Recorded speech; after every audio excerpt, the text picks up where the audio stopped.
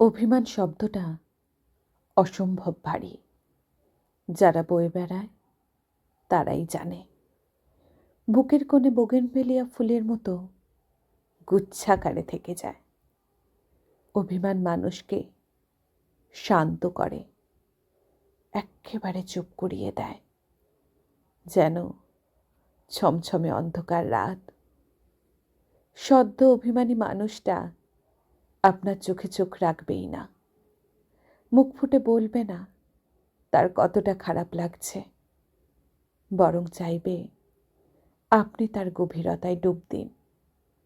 তিত্তির করে কাঁপতে থাকা ঠোঁট দুটোর ভাষা পড়ুন।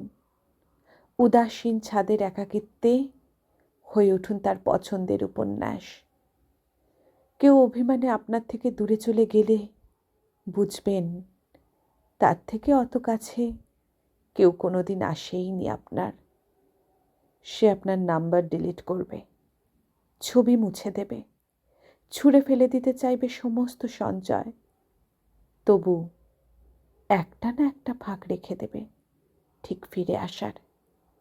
দোয়েল পাখি যেভাবে ঘরে ফিরে আসতে চায় সন্ধ্যা আকাশে স্রোত বেয়ে, বাকিটুকু আপনাকে ধরে নিতে হবে। টুকটুক অভিমান ভেঙে সেলাই করে নিতে হবে সম্পর্কের ফাটল।